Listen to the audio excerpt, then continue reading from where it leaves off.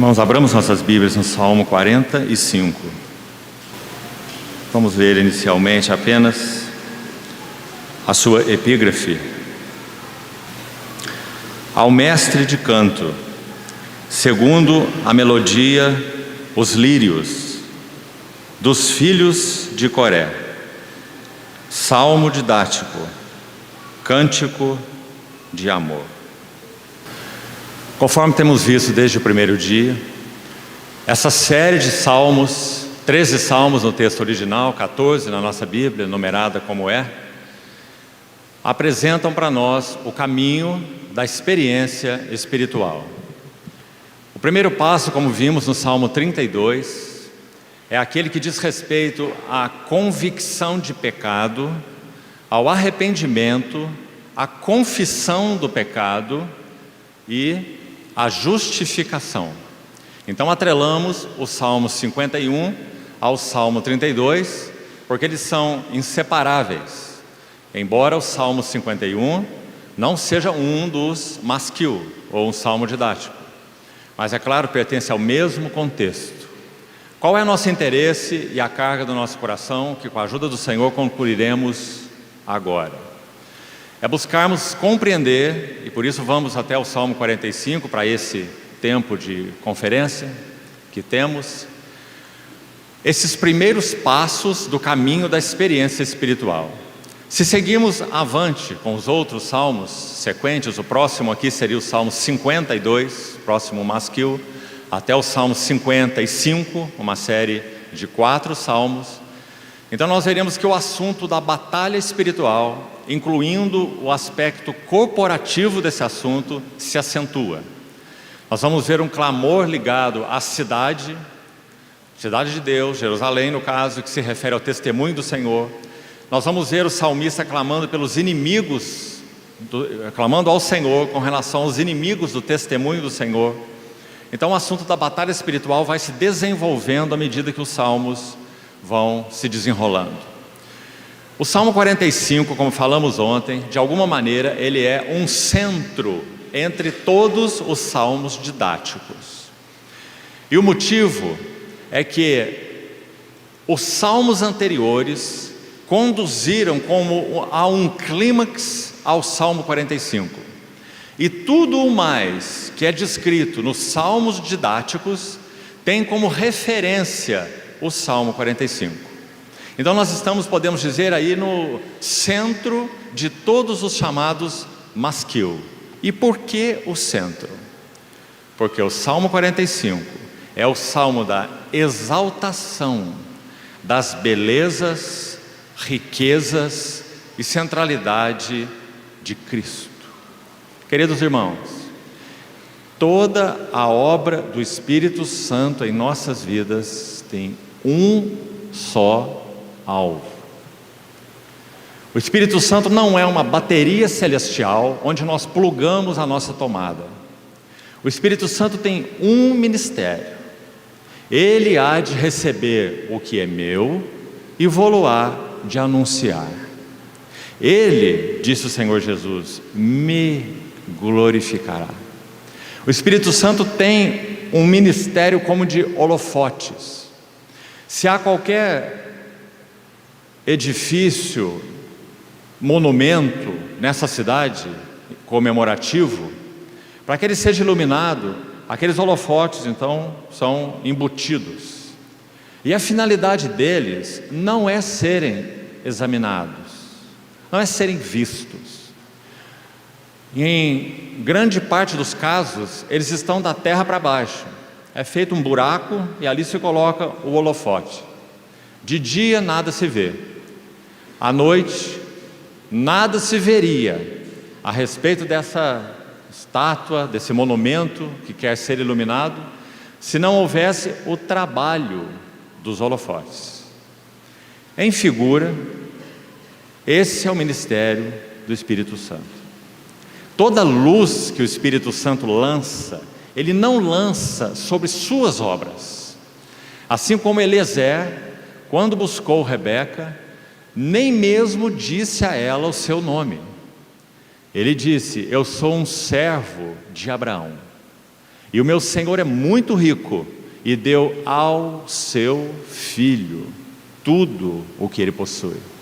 Essa é a marca, é a nota do ministério do Espírito Santo. Então ele lança luz sobre as riquezas, os contornos, as belezas, as profundidades de Cristo. Segundo aspecto do ministério do Espírito, para que entendamos o Salmo 45. Não apenas lançar luz nas riquezas e belezas de Cristo, o que já é maravilhoso, mas conduzir os nossos corações às afeições de Cristo. Isso significa que se Cristo não é o centro absoluto de todos os nossos afetos, de todos os nossos desejos e de todos os nossos motivos, então estamos em discordância com o coração do Eterno Pai. Porque, escute bem, o Pai Eterno tem o Filho Eterno como o centro das suas afeições, propósitos e intenções. Este é o meu amado Filho, e nele eu tenho todo o meu prazer. Qual é a nossa mais sublime ocupação? Contemplarmos as riquezas e belezas de Cristo.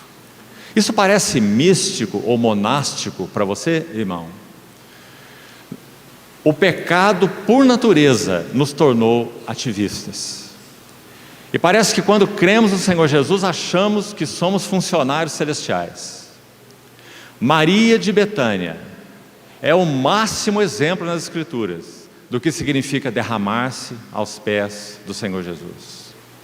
Quando o Senhor visitou o lar de Betânia, 7 visitas estão registradas no Novo Testamento, embora o Senhor possa ter feito mais visitas.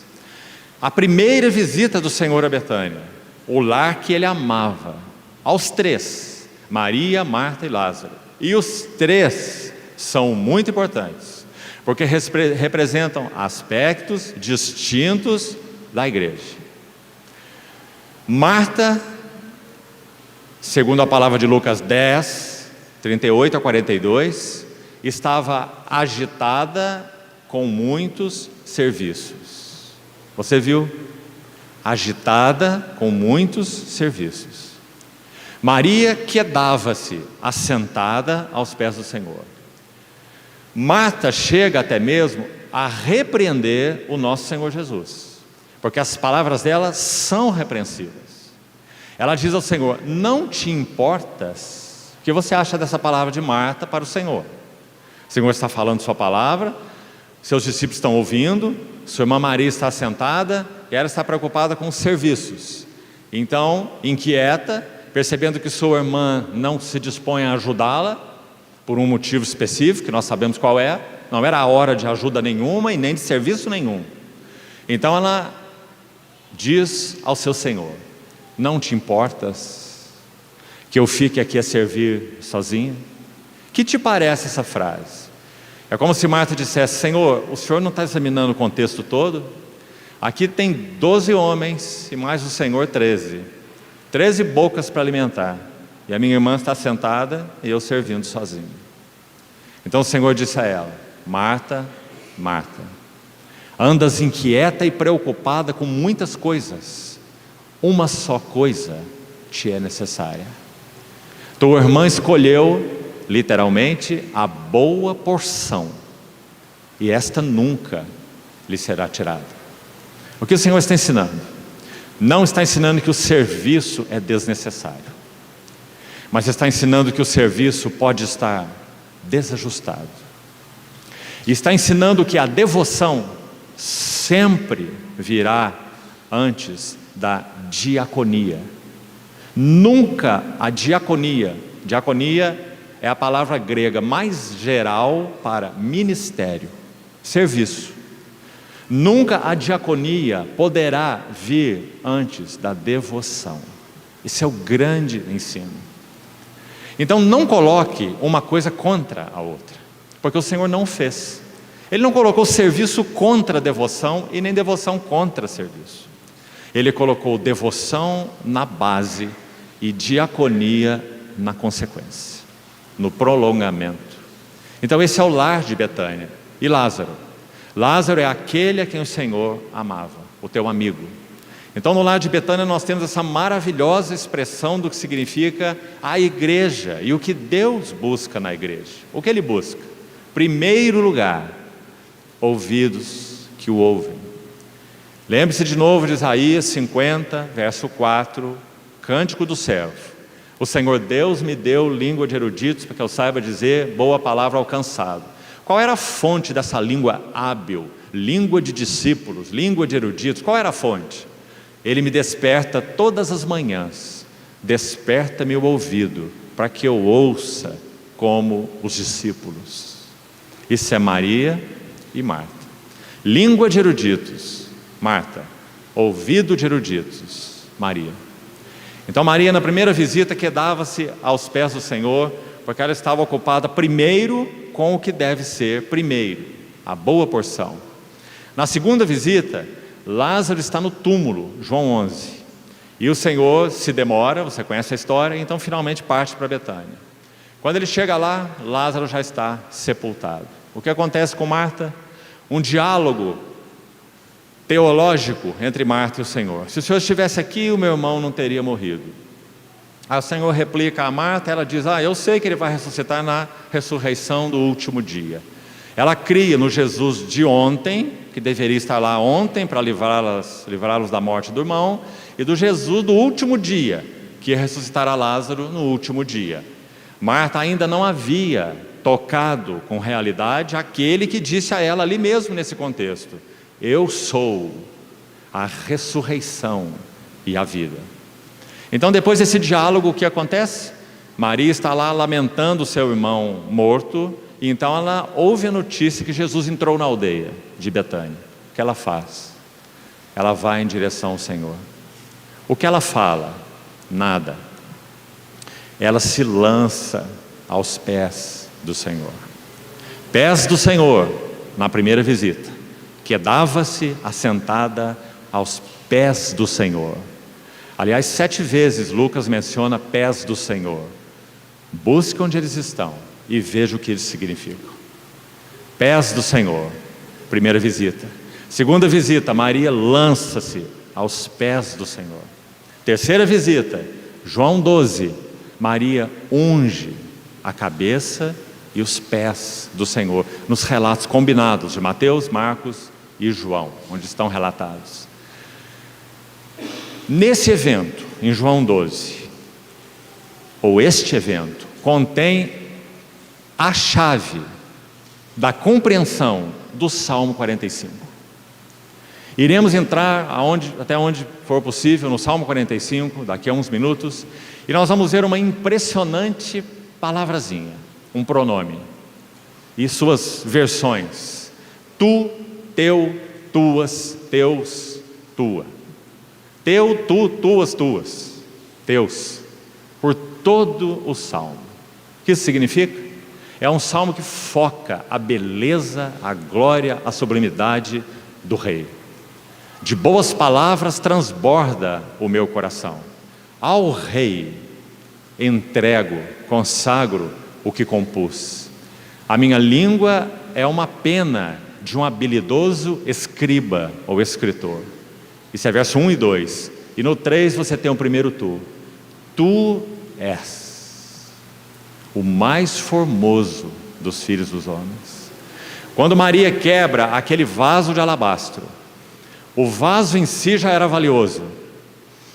O alabastro vinha do Egito, era um vaso importado de Alabastron, região do Egito de onde a pedra alabastro era tirada. Então o vaso mesmo já tinha um valor. Mas mais que o vaso, dentro do vaso era derramado, foi colocado, nas palavras de Marcos 14, um nardo preciosíssimo, não apenas precioso. Muito difícil fazer um transporte de valores, 300 denários, que era o valor desse nardo, dos dias de Maria para os nossos dias. Quase impossível, por causa de muitos contextos.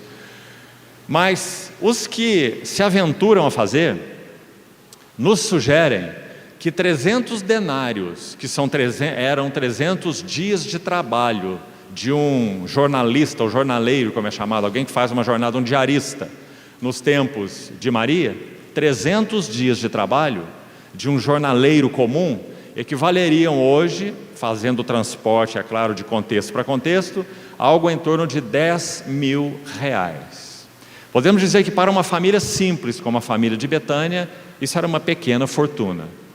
Mais do que isso, esse nardo precioso era colocado nesse frasco, pequeno frasco, que tinha um gargalo estriado, como se fosse uma ampola de injeção hoje, que nós quebramos, aquela ampola para facilitar quebrar no gargalo, para que ao quebrar o vaso não se quebrasse em outro lugar e o perfume se perdesse.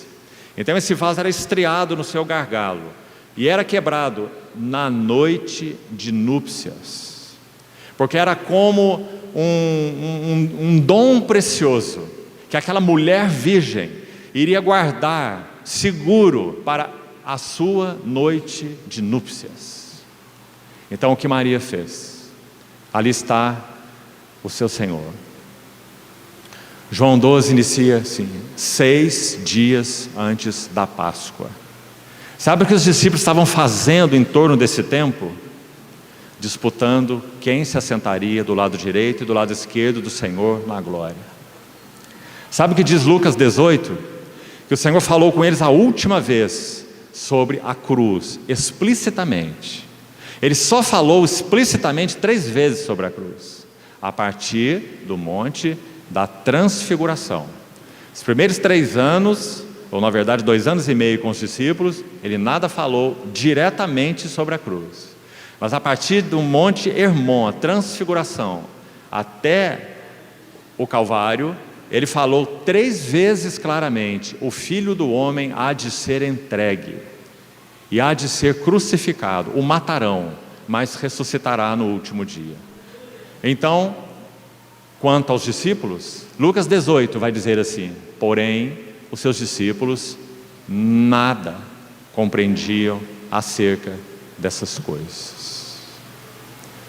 A cruz.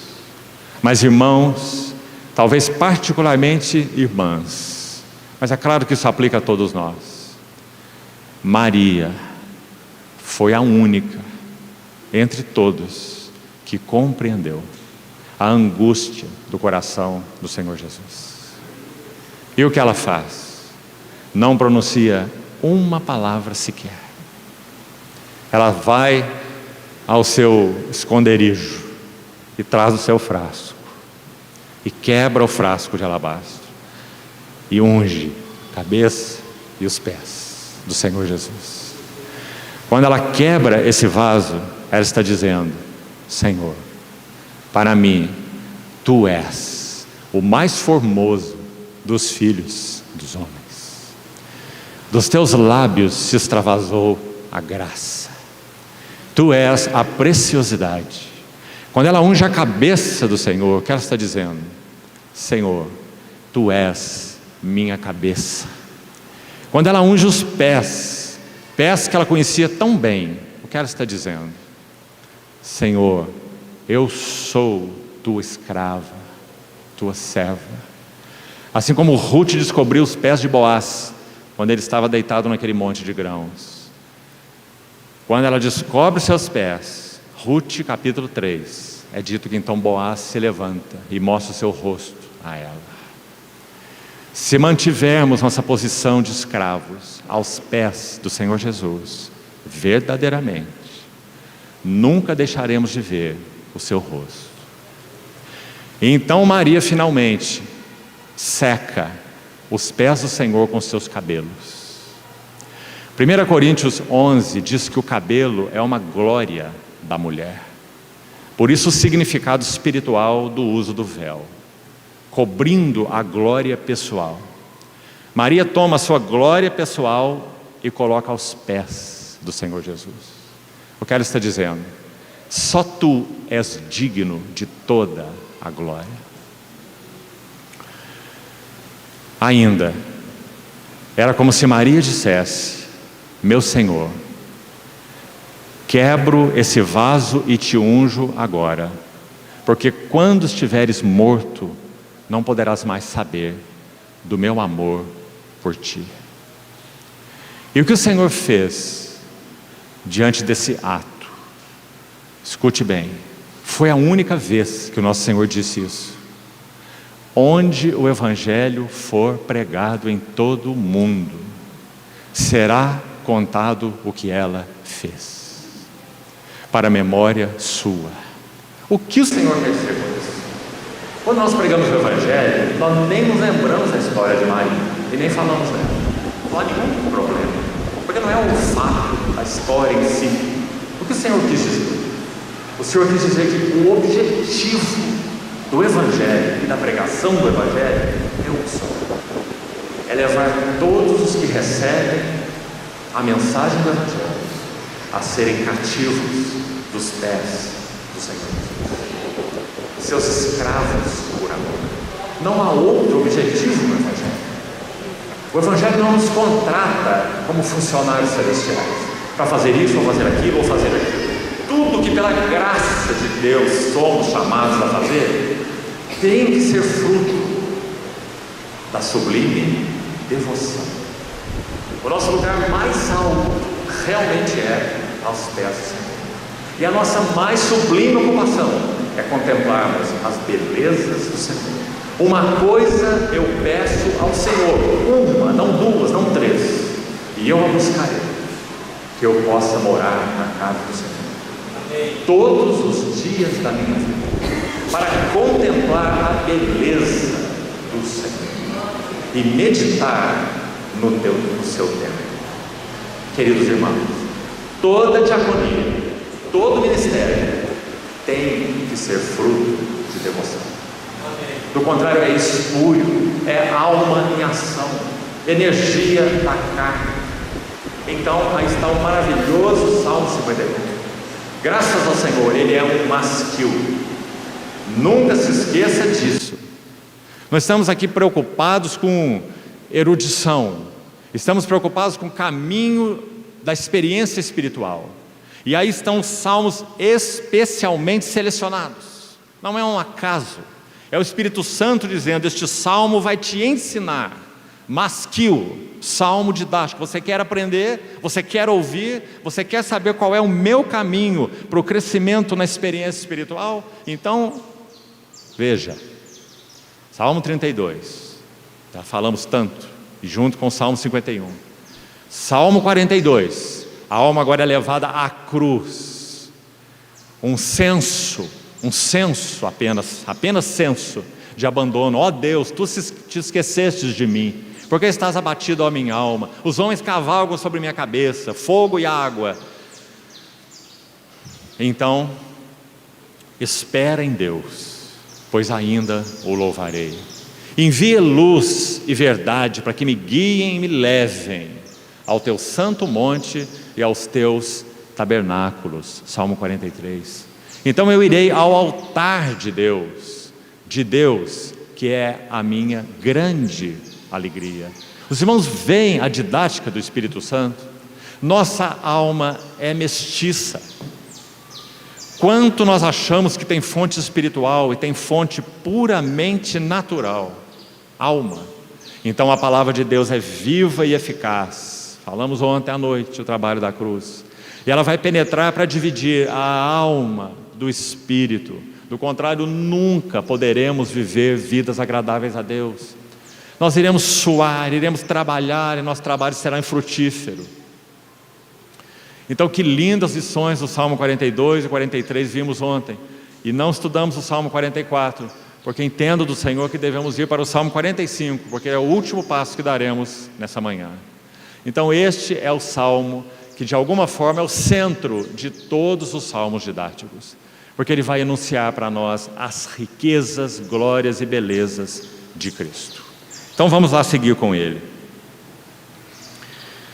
De novo, a sua epígrafe. Ao mestre de canto, segundo a melodia, os lírios dos filhos de Coré, que como vimos são os filhos da cruz. Então esse é mais um masquil, ou salmo didático, e também finalmente é um cântico de amor ou mais literalmente, é um cântico nupcial. Então, imediatamente, nós nos lembramos de Maria de Betânia, que quebrou o seu vaso de alabastro, que era guardado por essas mulheres para a noite de núpcias, quando aquele nardo ia ser derramado nos lençóis e o perfume, como diz o texto de João 12, encheu toda a casa. Maria estava dizendo que o Senhor era o seu amado rei ou noivo. Então o Salmo 45 é um salmo nupcial. Agora, olha essa expressão aqui que também muito nos interessa: os lírios. Você viu? O Espírito Santo compôs algo através dos filhos de Coré, os filhos da cruz, que viveram aquela experiência que falamos ontem, que ele queria, o Espírito Santo queria, que fosse tocada essa poesia na melodia dos lírios.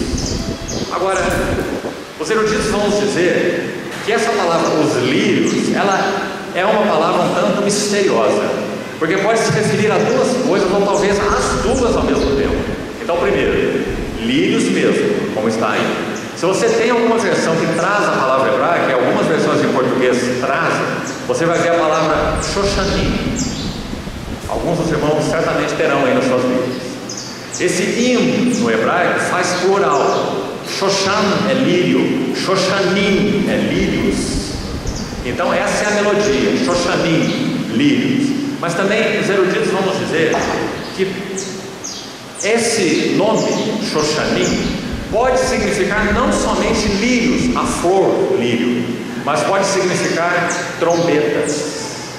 E parece a nós muito lógico, porque não é? Parece que lírio não tem nenhuma relação com trombeta, mas imagine aqui a boca da trombeta.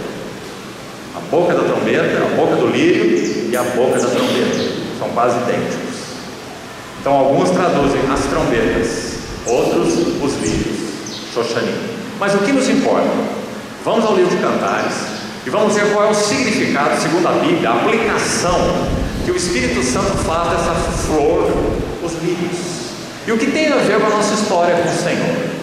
O que tem a ver com o cântico nupcial? Vamos ao livro, então, de Cantares, inicialmente, capítulo 2.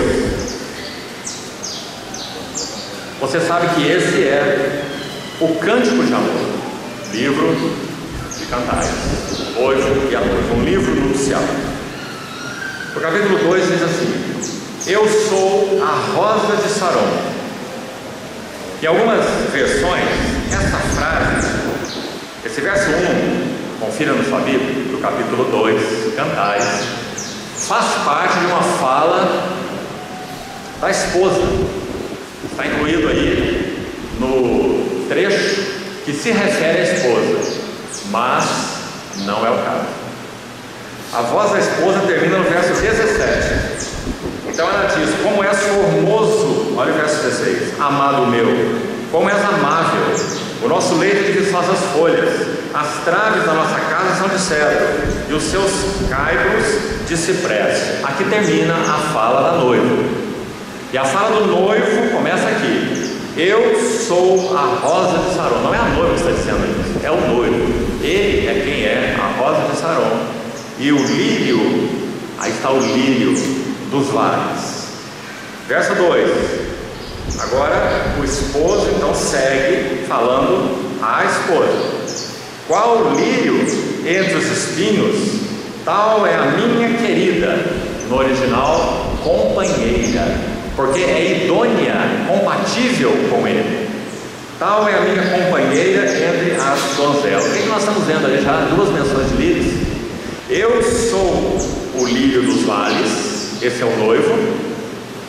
Qual lírio entre os espinhos, tal é minha querida entre as donzelas. Ou seja, o esposo é um lírio e também a esposa é um lírio. Ele vê a beleza dele nela. O livro de Cantares é um livro que apresenta um progresso espiritual, como já também falamos ontem. Mas desde o início, a noiva é chamada as recâmaras do rei.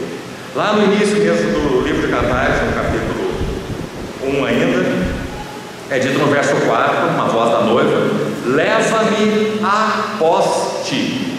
Se Se alguém quer vir após mim, a si mesmo se negue, tome sua cruz e siga-me. E é isso o que o noivo irá fazer com a noiva até o final do livro, trabalhando a vida da noiva, trabalhando as afeições da noiva, podemos até dizer mais, purificando o amor da noiva. Pois no início ela é tão possessiva. Meu amado é meu, é a primeira frase que ela tem a dizer nesse refrão. Ele é minha posse, meu amado é meu. Então depois ela vai dizer, eu sou dele. Quando ela avança um pouco mais e amadurece um pouco mais, ela inverte a frase. E ela diz, eu sou do meu amado, e então o meu amado é meu.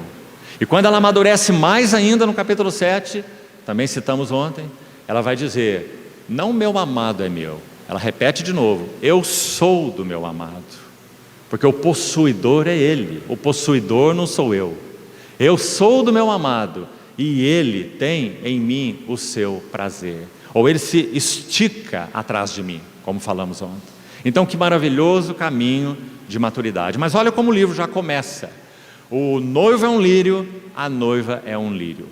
Então ele vê nela a imagem dele. E ele vai então purificar esse amor. Ela pertence a ele, ela é compatível com ele, ela é idônea a ele. Mas esse amor tem que ser purificado.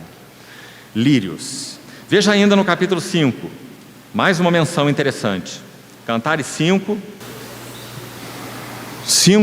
13. As suas faces são como um canteiro de bálsamo, como colinas de ervas aromáticas. Agora escute. Os seus lábios são lírios que gotejam mirra preciosa. Mirra sempre fala da cruz, porque mirra é uma folha que é esmagada e por causa do esmagamento ela produz esse perfume delicioso. Mirra. Todas as suas vestes recendem mirra e cássia e aloés. É dito no Salmo 45, que nós estamos estudando. Então quando diz, os teus lábios são como lírios, percebe a mesma figura? Seja o lírio flor, seja a boca da trombeta, porque o amado está dizendo, o que você fala me deleita. Teus lábios são lírios que gotejam mirra preciosa. Ou seja, o Senhor recebendo louvor e adoração, cânticos de amor que procedem do trabalho da cruz. Mirra. Capítulo 6, verso 2, mais uma menção. O meu amado desceu ao seu jardim, aos canteiros de bálsamo, para pastorear nos jardins. O livro de Cantares é um livro de jardins, você vai ver vários no livro. E para colher os lírios. O que o pastor busca? Quem é o pastor no livro de Cantares? É o noivo. O que ele busca nos jardins? Os lírios. Há mais um versículo, para que essa figura seja muito clara para nós, do que o pastor está buscando. E porque ele pastoreia entre lírios. Em primeiro lugar, já vamos ler o verso. Lírio fala em si mesmo de beleza e pureza. Branco, branco, branco, como leite. Pureza e também beleza. Então o que o pastor busca nos seus jardins? Pureza e beleza. O que ama a pureza de coração e é grácil no falar, terá por amigo o rei. Provérbios 22, 11. Ao rei, ao sábio, o que conduz. Então o que o Senhor está buscando na igreja, o que o pastor busca nos seus jardins, ele pastoreia entre os lírios. Agora então um outro verso muito interessante e importante, sobre essa questão ainda dos lírios. Lembre-se, essa é a melodia na qual seria cantado o Salmo 45 por ordem do Senhor, do Espírito Santo. Segundo a melodia, os lírios. Então abra em Oséias capítulo 14. Oséias 14, verso 5. Preste atenção na beleza desse versículo. Oséias 14, 5. Quem está falando é o próprio Senhor, através de Oséias. Então ele vai dizer, eu serei para Israel como orvalho. Sem orvalho, nada. nenhuma vida, nenhum fruto, só sequidão. Mas eu serei para Israel orvalho, fonte da vida.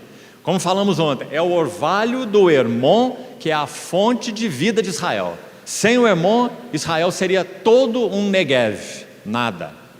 Então, eu serei para Israel orvalho. Que maravilha! Deus é a fonte de vida do seu povo. E o seu povo florescerá como lírio. Por que o Senhor escolheu essa flor e não outra? Porque ela fala então da singeleza da vida, da fé, beleza e pureza.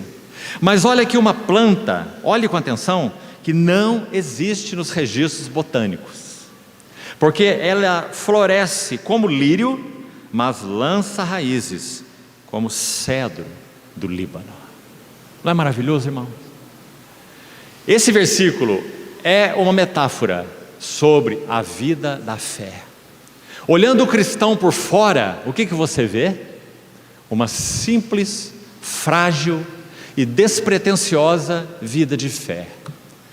Mas se nós pudéssemos olhar um cristão por dentro, o que nós vemos? Grossas raízes do cedro.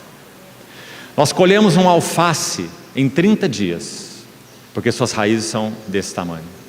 Mas as raízes de um cedro chegam a 120 metros de profundidade. O que faz, segundo a botânica, que as raízes de uma planta se aprofundem? Intempéries. Intempéries. Quanto mais vento, quanto mais dificuldades externas, muito calor, muita sequidão, muito vento, mais aquelas raízes entram para o sol. Eu serei para Israel orvalho, e ele crescerá, ele florescerá como lírio, frágil. Hoje existe, amanhã é lançado no fogo. Palavras do nosso Senhor. Quanto mais a vós outros, homens de pequena fé. Por fora é isso que nós somos. Mas, se temos conhecido o Senhor e aprendido o que significa viver aos seus pés, grossas raízes de cedro. Mas ninguém o vê. Essa é a vida cristã normal. Parece, irmãos, que o nosso desejo é viver ao contrário, como já falamos. Raízes de lírio e uma expressão de cedros, imensos, gloriosos. Mas essa não é a vida cristã normal. Então, esse é o significado dos lírios. Ainda voltando ao título do Salmo 45, nós já vimos que ele é um salmo dos filhos da cruz, ou dos filhos de Coré, e já comentamos isso ontem. Mais um item que é mencionado ainda nessa epígrafe, além dele ser um masquil, um salmo didático, é então que ele é um canto nupcial. Agora, entrando nele, os dois primeiros versos, ou o primeiro verso, faz então uma introdução de boas palavras ferve. A ideia de uma panela no fogo. De boas palavras ferve o meu coração ao Rei. Aí está o foco do Salmo 45. Por isso ele é considerado o centro de todos os masquil, os que vêm antes e os que vêm depois. Porque ele vai falar das afeições por Cristo. Primeiro, das glórias de Cristo. Vamos poder ver, até onde pudermos ir, algumas delas. Glórias e riquezas de Cristo. E então, as afeições por Cristo. Ao Rei consagro o que compus. Minha língua é pena de um habilidoso escriba ou escritor. Então agora vai começar os tu, teu, tuas, teus por todo o salmo, porque esse é o foco. Então aí está o primeiro. Tu és o mais formoso dos filhos dos homens. Nos teus lábios se extravasou a graça. Deixa-me citar dois exemplos breves e preciosos sobre isso no Novo Testamento, diferentes. O primeiro, na verdade, já foi citado. Maria aos pés do Senhor. Porque ela era tão atraída por esse homem. Porque dos seus lábios se extravasou a graça. Agora vamos para o extremo oposto. Certa vez, João 7 registra que alguns guardas foram enviados para prender o Senhor Jesus da parte do Sinédrio. E eles vão cumprir sua missão. e poderiam pagar com as suas vidas se não cumprissem. Então eles se achegam e Jesus está pregando. E eles cometem aquele erro, entre aspas. Ao invés de lançarem mão dele, eles param para ouvi-lo.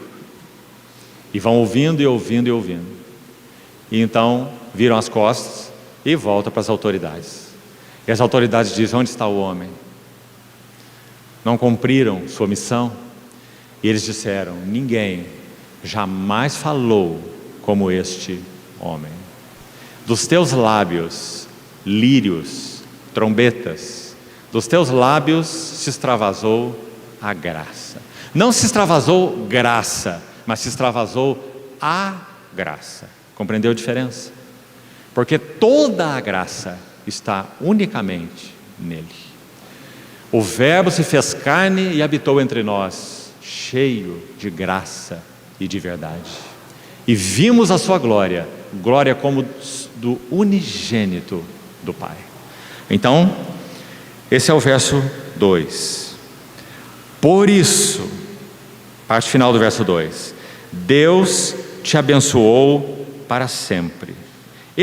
Essa frase final do verso 2, Deus te abençoou para sempre, ela tem uma estreita relação com o verso 7, segunda frase.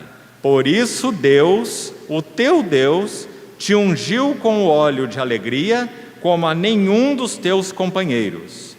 A fim apenas de sermos mais ágeis, se você consultar onde está esse verso, você vai ver que ele está em Hebreus capítulo 1, ele é repetido em Hebreus capítulo 1, importante nota aí, Hebreus 1, versos 8 e 9. Agora escute o que está acontecendo. O capítulo 1 de Hebreus está fazendo o primeiro contraste do livro entre Jesus e outros. E o primeiro contraste é entre Jesus e anjos. Pois a qual dos anjos jamais disse: tu és o meu filho, eu hoje te gerei? O teu trono, ó Deus, é para todo sempre, cetro de equidade é o cetro do teu reino. Nenhuma palavra dessa foi falada a anjos, porque o Filho é muito superior aos anjos. Então só capítulo 1 de Hebreus. Mas nesses versos específicos, 8 e 9 de Hebreus 1, citam o Salmo 45. Então, quem são esses companheiros no contexto do livro de Hebreus 1? Anjos. Então Cristo está aqui, todos os anjos estão aqui. Então a comparação é feita assim: Deus, o teu Deus, te ungiu com o óleo de alegria, como não fez a nenhum dos teus companheiros. Essa é a diferença entre Jesus e os anjos. Então, por isso Deus te abençoou para sempre. Verso 2: cinge a espada no teu flanco. Vá reparando as preposições: teu, tuas, teus, etc. Todas focadas no rei. Cinge a espada no teu flanco, herói. Cinge a tua glória e a tua majestade. E nessa majestade cavalga prosperamente pela causa da verdade e da justiça. E a tua destra te ensinará proezas. As tuas setas são agudas, tua destra, tuas setas, tua glória, verso 3, tua majestade, teu flanco. Você vê, irmão? As tuas setas são agudas e penetram o coração dos inimigos do rei, e os povos caem submissos a ti. Aqui precisamos fazer uma pausa. Abra o livro de Apocalipse, no capítulo 19. Gostaria de mostrar algo para a sua consideração.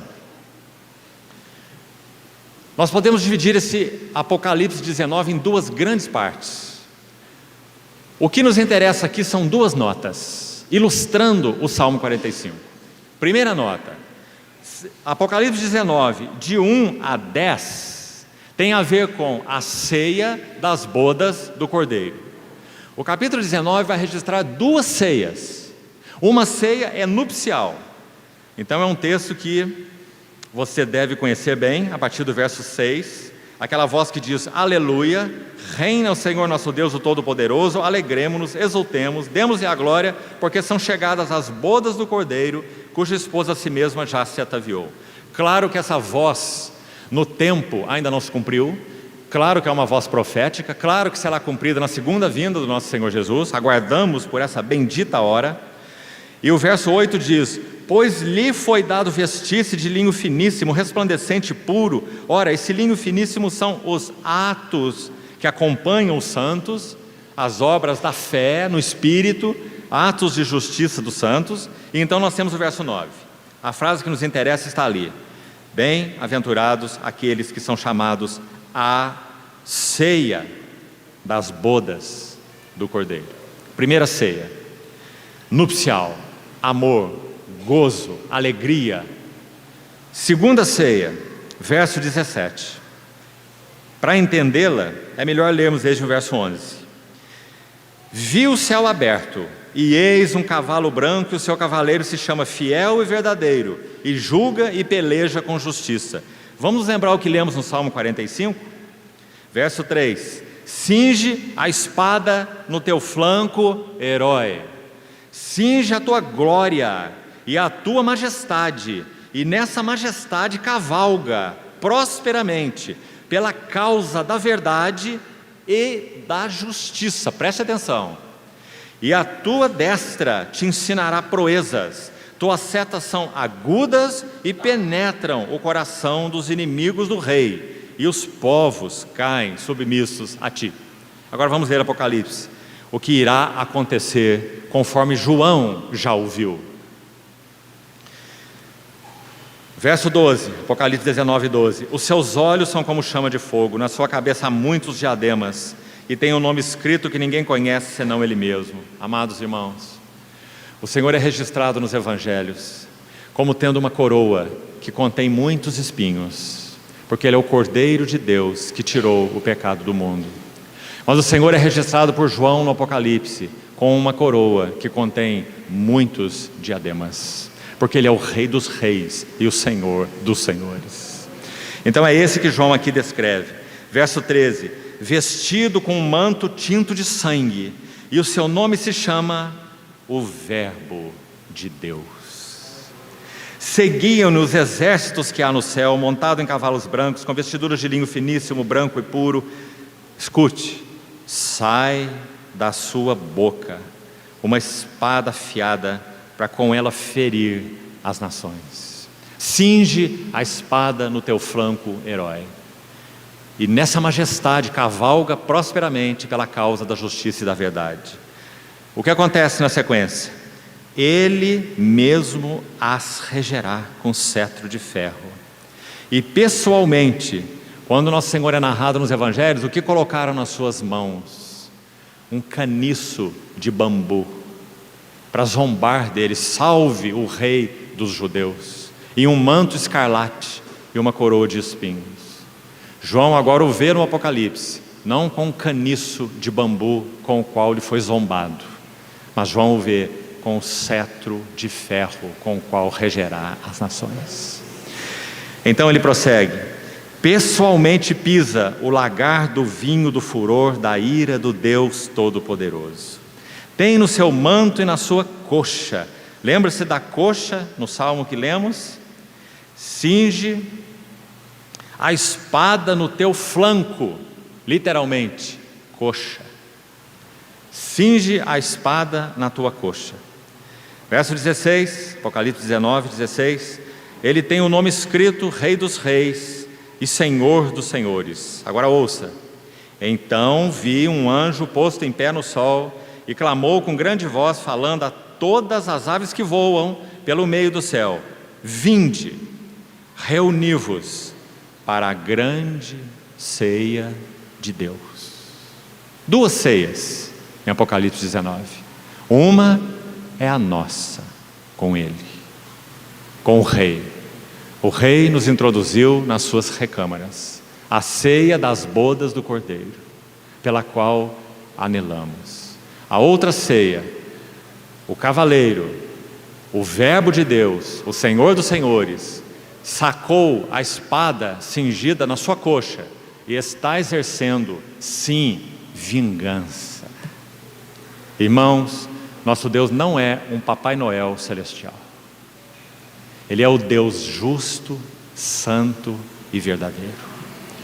Quando Isaías o viu, ele disse: santo, santo, santo é o Senhor. As abas das suas vestes enchiam o templo. O que isso significa? É essa santidade dele que é desejável no seu templo. Qual foi o resultado com Isaías? Fico mudo, damá no hebraico. Fico mudo, ou ponho a mão na minha boca. Sou digno de morte. Isaías, porque meus olhos viram o Rei, o Senhor dos Exércitos. Queridos irmãos e irmãs, que cada manhã essa seja a nossa oração. Senhor, limpa meus olhos, para que eu veja o Rei no trono. Toda a nossa vida tem que ser governada por essa visão. É essa visão que refreia nossos lábios. É essa visão que divide alma de espírito. É essa visão que aquieta as ansiedades do nosso coração. Salmo 97 inicia assim: reina o Senhor, regozije-se a terra e alegrem-se as muitas ilhas. Porque vivemos vidas cristãs moribundas, muitas vezes macabras, cabisbaixas. Falta-nos visão celestial. Meus olhos viram o Rei, sou digno de morte. Que visão de Isaías? Visão quádrupla. Ele vê a glória do Rei, ele vê a si mesmo. Essas duas coisas sempre andam juntas. Ninguém vê o Rei e fica em pé. Daniel vê o Rei e cai como morto. João vê o Rei e cai como morto. Paulo vê o Rei e cai e fica cego. Ninguém vê o Rei e fica de pé. Então, Isaías a mesma coisa: sou digno de morte, ai de mim. Mas não terminou aí. Então ele vai ver um serafim tirando uma brasa do altar e aplicando aos seus lábios. Então ele vai ouvir uma voz da Trindade: a quem enviarei?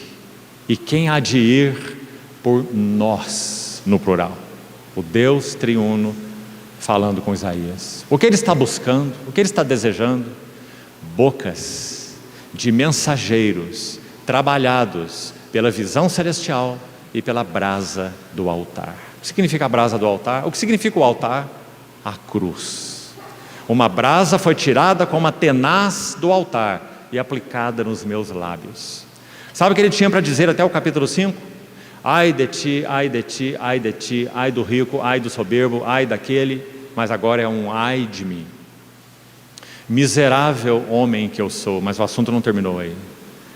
O Senhor tomou então essa brasa, tocou os lábios de Isaías e faz a pergunta: quem há de ir por nós?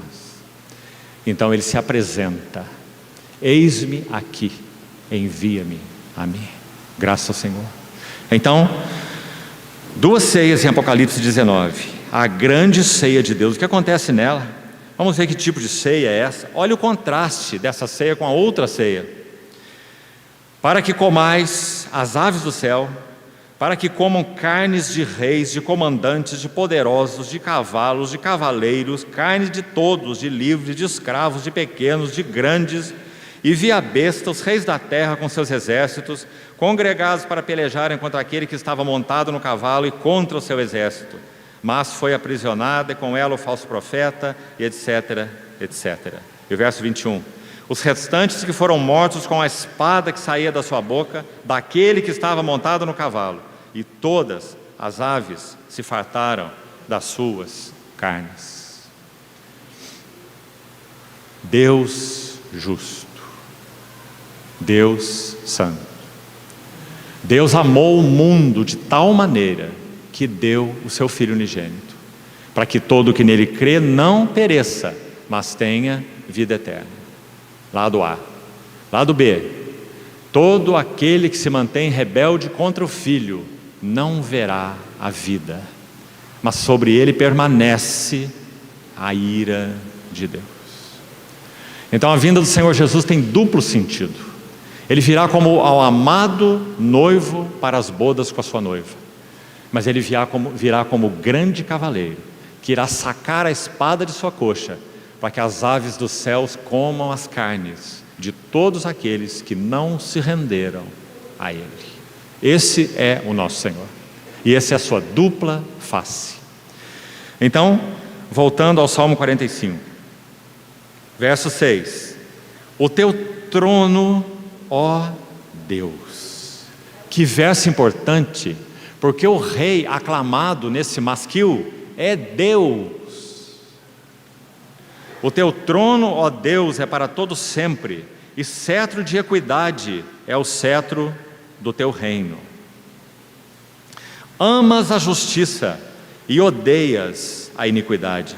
Por isso Deus, o teu Deus, te ungiu com óleo de alegria, assim como a nenhum dos teus companheiros. Já falamos, texto de Hebreus, fazendo a comparação de Jesus com os anjos. Agora olhem a beleza desse verso 8. Todas as tuas vestes recendem mirra, cássia e aloés.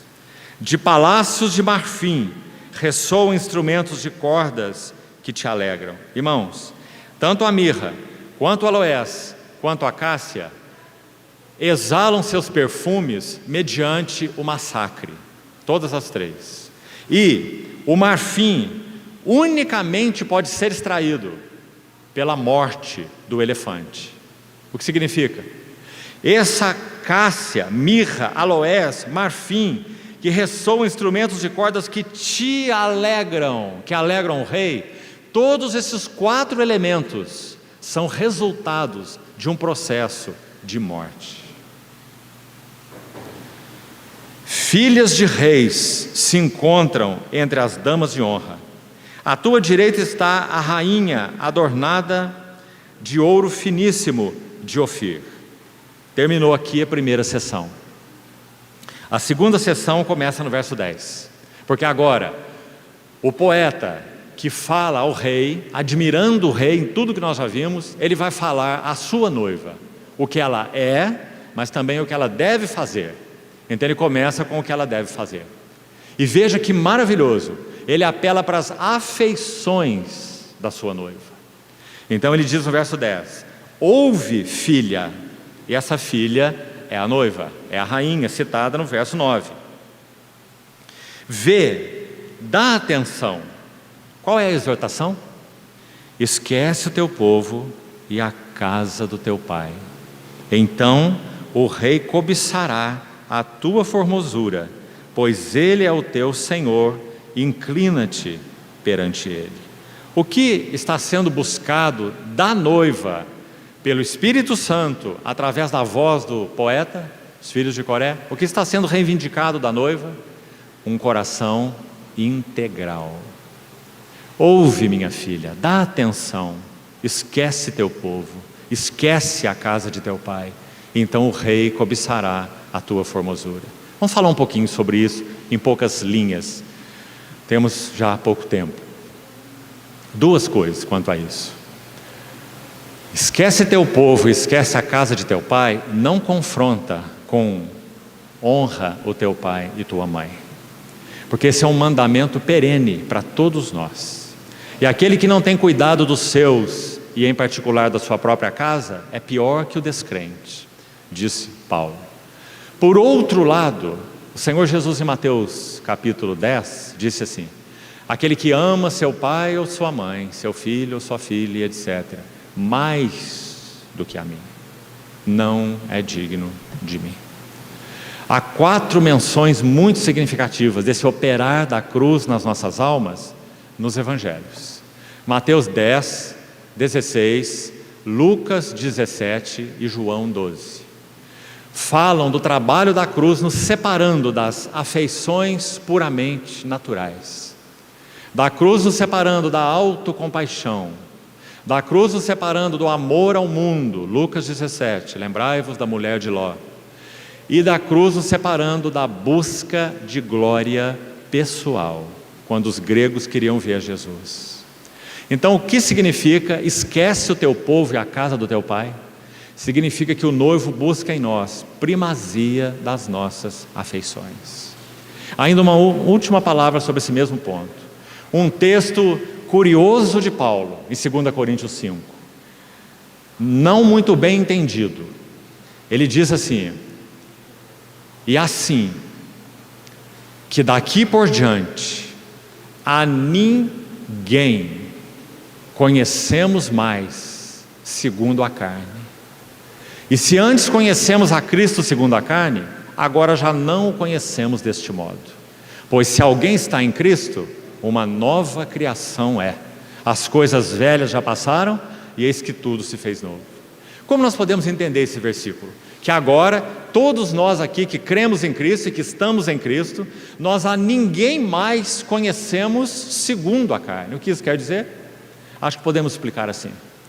Quando o Senhor nos encontrou, Ele cravou entre nós um abismo entre nós, se interpôs entre nós e todas as nossas relações humanas.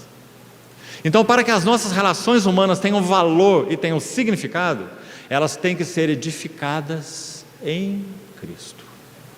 Cristo é o mediador de todas as relações humanas. O que nós procuramos fazer? Nós procuramos fazer pontes diretas. Então nós vamos pelo caminho da simpatia ou da afinidade. Eu tenho muita afinidade com aquele irmão ou irmã. Tenho muita simpatia por aquele irmão ou irmã. Simpatia e antipatias, embora não sejam coisas espúrias, mas são puramente afeições naturais. Nós não vivemos a vida da igreja com simpatias ou antipatias, afinidades ou desafinidades. O mediador se estabelece entre nós e todas as nossas relações. Um exemplo rápido. Quando nasceu Isaac ocupou toda a afeição do coração de Abraão. Abraão agarrou Isaac como o dom precioso de Deus e ali estava o coração de Abraão. Um dia, você conhece a história, o Senhor diz a Abraão: oferece-me o teu filho, o teu único filho Isaac, a quem amas, em um dos montes que eu te mostrarei. E lá vão os dois, o pai da fé e o filho da promessa. Que dupla é essa? Pai da fé e o filho da promessa, ambos para o monte. O que acontece no monte? Quando aquela adaga de Abraão é levantada e ele ouve aquela voz: não faça isso, não foi necessário ele fazer isso, porque algo então, espiritualmente falando, já havia ocorrido no seu coração. O quê? O mediador havia se colocado entre o pai da fé e o filho da promessa, porque até ali o coração de Abraão de alguma forma estava adulterado, porque ele estava depositando toda a sua confiança no filho da promessa, o grande dom de Deus.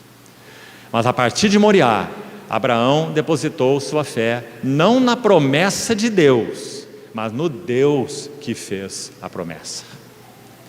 Isso significa: esquece o teu povo e a casa de teu pai.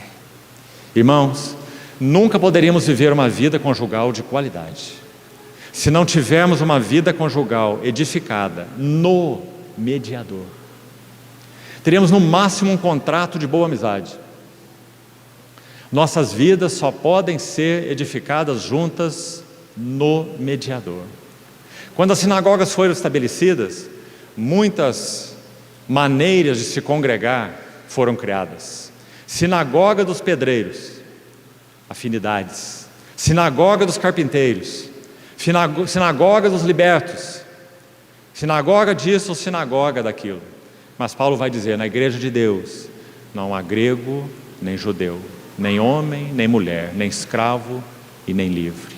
Cristo é tudo em todos, o mediador. Agora, isso não é automático em nossas vidas. Se não houver lugar para a cruz trabalhar em nós, nós vamos ter muitas dificuldades e problemas, porque nós vamos nos relacionar em outras bases. Aquele irmão é temperamental, outro é isso, esse gosta daquilo, eu não gosto disso, eu não quero isso, eu não penso assim. Eu e eu. Porque os relacionamentos não são edificados no mediador. Esquece o teu povo e a casa de teu pai. Agora, daqui por diante, a ninguém conhecemos mais segundo a carne. Então, essa é a exortação do Espírito à noiva no Salmo 45. Vamos concluir. Última frase do verso 11 diz: inclina-te perante ele. Essa rainha não é apenas esposa, essa rainha é serva. A rainha serva.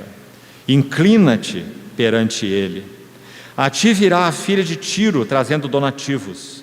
Os mais ricos do povo te pedirão favores. Toda formosura está a filha do rei no interior do palácio. A sua vestidura é recamada de ouro. E aqui temos também uma linda frase: em roupagens bordadas, conduzem-na perante o rei. As virgens, suas companheiras que a seguem, serão trazidas à tua presença, serão dirigidas com alegria e regozijo e entrarão no palácio do rei. Como a noiva é conduzida ao rei? O primeiro verso, lá no início, diz que revestida com ouro finíssimo de Ofir. O ouro sempre tem a ver, na tipologia bíblica, com a vida, a natureza e a glória de Deus, o Pai. Vida, natureza e glória de Deus. Então, o rei vê a sua própria glória na noiva que é apresentada a ele, o ouro finíssimo de Ofir. Mas há um segundo traje que é apresentado aqui no verso 14, que são as roupagens bordadas. O trabalho do Espírito Santo, usando a cruz em nossas vidas, é para produzir esse tipo de vestes. Não temos, por natureza, vestes bordadas. Nós fomos livrados dos nossos andrajos, quando o Senhor nos vestiu com vestes de justiça. Mas isso não basta. Nós entraremos na sua presença não apenas com vestes de justiça, mas com roupagens bordadas, conduzem-na perante o rei. Então vou usar uma figura aqui, de alguém que não entende nada de bordado. Há um bordado que as irmãs fazem, que se chama ponto de cruz. Você já ouviu falar sobre ele? Esse é o ponto, para mim, mais maravilhoso. O ponto de cruz. E aprender esse ponto não é muito fácil. Às vezes a pessoa faz o lado que se vê muito bom, mas quando se vira do avesso está uma anarquia, né? Mas há irmãs habilidosas que aprendem a bordar o ponto cruz e o avesso é perfeito, não é? E muito trabalhoso. Se você ver um quadro, uma paisagem, por exemplo, bordada em ponto cruz, é impressionante. Parece quase uma pintura, mas é um trabalho feito ponto a ponto. Ponto de cruz. É esse o ponto que o Espírito Santo usa para bordar as roupagens da noiva. Quanto ao mais, ninguém me moleste, pois eu trago no corpo as marcas do Senhor Jesus. Queridos irmãos, isso é o que honra Deus. Vou ler os últimos versos e vamos concluir. E já voltamos nesse mesmo ponto para concluirmos. Em vez de teus pais serão teus filhos, os quais farás príncipes por toda a terra. O teu nome eu farei lembrado de geração a geração, e assim os povos te louvarão para todo o sempre. Deixe-me concluir um pouco mais então com as roupagens bordadas. Quando Saulo foi derrubado pelo Senhor naquela estrada de Damasco, ficou cego 3 dias, batizado por Ananias, retirado de Damasco posteriormente, 3 anos na Arábia, 8 anos provavelmente em Tarso, 10, 11 anos sem nada em termos de ministério, na prateleira de Deus aguardando.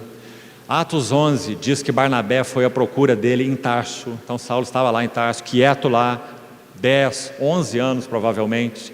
Então Barnabé foi a Antioquia, essa Antioquia mesmo, de Atos 13, mas primeiro Atos 11 então. Pessoas se converteram ali pelos irmãos que foram dispersos por causa da perseguição de Estevão. Então Barnabé viu a maravilha daquela obra em Antioquia, porque gregos haviam crido no Senhor e recebido o Evangelho em Antioquia. Então Barnabé se lembra de alguém, esse alguém que ele havia encontrado em Jerusalém depois da conversão. Esse alguém era Saulo. Barnabé, podemos dizer naturalmente falando, que foi o único que deu um voto de confiança para Saulo, porque alguns acharam que Saulo estava forjando uma conversão, para ter acesso entre os irmãos e acabar com eles. Mas Barnabé deu um voto de confiança para Saulo, e ele viu que algo realmente havia acontecido com Saulo. Então mais tarde Barnabé se lembra de Saulo, e é dito em Atos 11, que Barnabé parte para Tarso à procura de Saulo. E traz Saulo para Antioquia, e ficam ali todo um ano, e ensinaram numerosa multidão. Assim é Atos 11. Então Paulo vai fazer a partir do Atos 13 agora, quando ele está em Antioquia, Barnabé, Saulo, Simeão, outros profetas e mestres, eles vão ser chamados pelo Espírito para um serviço. Separai-me agora, Barnabé e Saulo, para a obra que eu tenho chamado.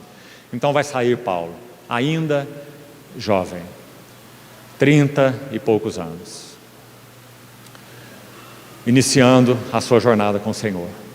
Talvez tomando pela primeira vez o seu cajado, a sua capa. Paulo tinha diante de si como alvo, segundo entendemos, claro, a direção do Senhor, Antioquia da Psídia. Ele teria que passar por uma cadeia montanhosa chamada Taurus, alta, o seu cume sempre nevado. Nessa cadeia de montanhas havia desfiladeiros muito difíceis de se atravessar, mais ou menos como aqueles do Nepal, onde você vê que as pessoas andam assim quase de lado naqueles desfiladeiros. Assim era a região onde Paulo passaria, com aqueles rios que nascem no alto da cadeia do Taurus, aqueles ribeiros correndo as suas águas. Salteadores se incrustavam nessa cadeia de montanhas de tal modo que nem mesmo o Império Romano foi capaz de acabar com eles. Por isso, quando ele vai falar do currículo dele ali para os coríntios, ele diz: eu sofri perigo de rios. Onde você vê em outro lugar que Paulo passou perigo de rio? Em lugar nenhum, você só vê citá-lo ali. Muito provavelmente essa foi a hora, primeira viagem missionária. Tanto é que quando Saulo e Barnabé saem e levam João Marcos tem medo, volta atrás, porque ele vai até Chipre. De Chipre ele tomaria um navio, abordaria o continente de novo, e lá estava a cadeia de montanhas. João Marcos não pôde suportar, e ele volta atrás. Então Paulo parte em direção àquela cadeia de montanhas. Salteadores, rios, desfiladeiros. Quando ele cruza essa montanha, um deserto. Então ele vai dizer também em 2 Coríntios 11, perigo nos desertos. E quando ele completa esse deserto, ele chega em Antioquia da Psídia. O que esse ancião, agora depois, final de sua vida, ancião, tem para nos dizer? Uma jornada com o Senhor. A palavra de Deus trabalhando tão fundo nesse vaso. A cruz trabalhando em todas as circunstâncias. Eu recebi dele uma sentença de morte, para que não confie em mim mesmo. Conheço um homem que há 14 anos foi arrebatado ao terceiro céu. Sabe quando isso aconteceu? Junte essas coisas todas, querido irmão. Segundo os eruditos, em Listra, quando Paulo tinha sido apedrejado e dado como morto, 14 anos depois, ele escreve 2 Coríntios 12. Conheço um homem que há 14 anos atrás, no corpo ou fora do corpo, nem sei, Deus o sabe, mas este homem foi arrebatado até o terceiro céu e ouviu coisas inefáveis. Eles vão nos dizer, os eruditos, que esse arrebatamento de Paulo coincide com o seu apedrejamento em Listra. Então lá está o seu corpo como que morto no chão, mas em espírito, arrebatado ao terceiro céu. Então é dito que os discípulos o rodearam. Então Paulo se levanta e entra na cidade. Ninguém me moleste, porque eu trago no corpo as marcas do Senhor Jesus. 5 vezes recebi dos judeus uma quarentena de açoites, menos um. Sabe, amados irmãos e irmãs, inicialmente parece não ser agradável falar dessas coisas, mas deixe-me dizer algo: se o Senhor tardar, viveremos dias difíceis. Então acho que precisamos ouvir essas coisas. Quando nós imaginamos Paulo, nós o imaginamos muito diferente do que ele era.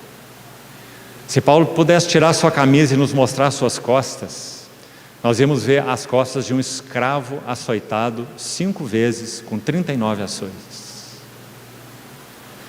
Ninguém me moleste, eu trago no corpo as marcas do Senhor Jesus.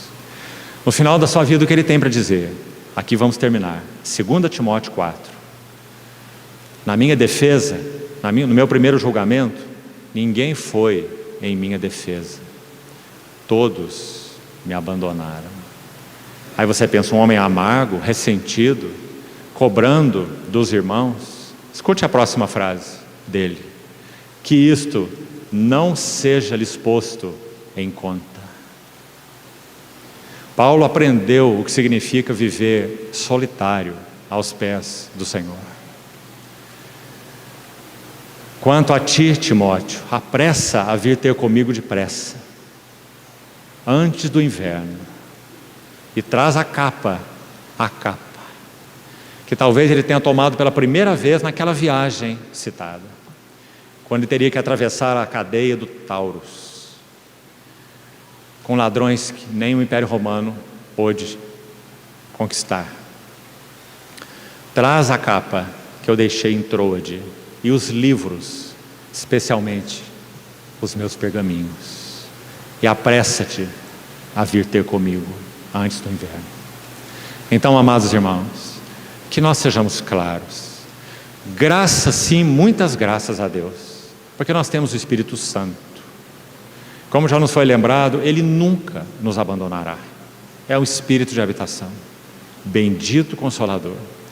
Graças a Deus que por meio dele nós temos comunhão com Cristo.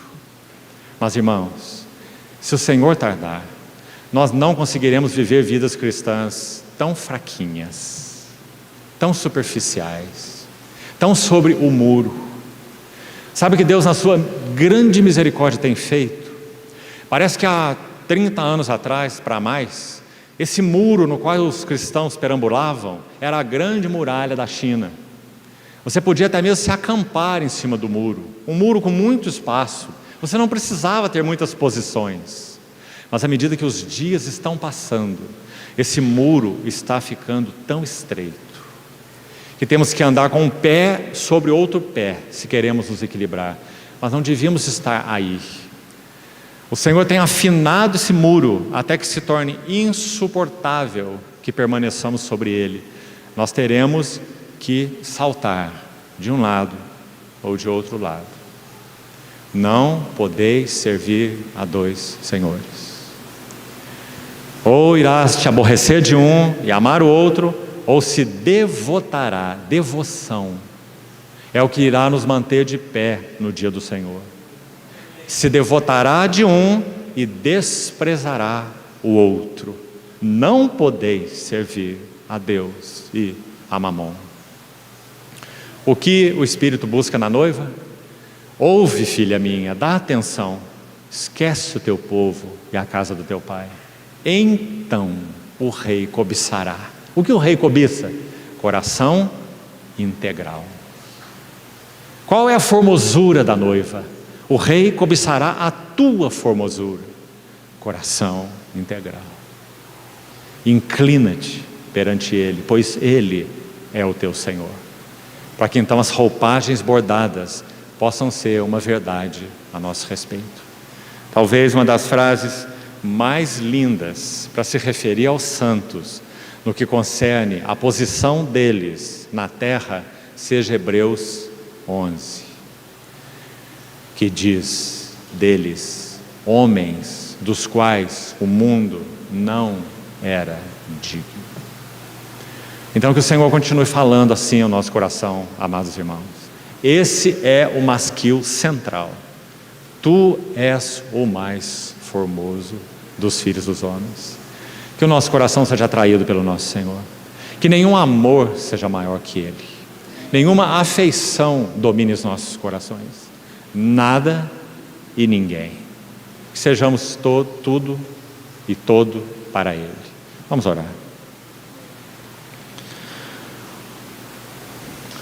Senhor, por Tua misericórdia, graça, fidelidade, Te pedimos que completes o que o Senhor começou nas nossas vidas. Tu és o mais formoso dos filhos dos homens. Dos teus lábios se extravasa graça. Te suplicamos, Senhor, que tu sejas para nós o que tu és para o teu Pai. Todo o prazer, toda a alegria, o centro das afeições. Ó Senhor, encontra mais espaço em nossas almas e purifica o nosso amor por Ti. Livra-nos dos outros senhores que nos escravizam. Sabemos, temos conhecido que esse mundo é tão sedutor, mas também temos conhecido que o Senhor é tão amável. Livra-nos das garras desse mundo e mantém-nos, Senhor, santos para Ti. Levanta nossas cabeças, porque sabemos que o dia se aproxima. Cuida das ansiedades, temores, preocupações do nosso coração, até mesmo no que se relaciona ao Teu grande dia. Coloca em nós um verdadeiro clamor de Maranata. Somos Teus, Senhor. Sabemos que nada e ninguém nos arrebatará de Tuas mãos. Mas não nos contentamos apenas com as vestes de justiça. Queremos ser adornados com roupagens bordadas. Por isso, Senhor, nos ensina a permanecer no caminho da cruz. Que a cruz não seja para nós apenas um cântico, uma doutrina, mas um caminho. Guarda-nos da soberba, guarda-nos das presunções, guarda-nos da energia da carne, da autoconfiança e do espírito independente. Mantém-nos juntos aos Teus pés, Senhor, te pedimos. Preserva-nos nesses dias tão desafiadores, para louvor da glória da Tua graça. Em nome de Jesus pedimos. Amém.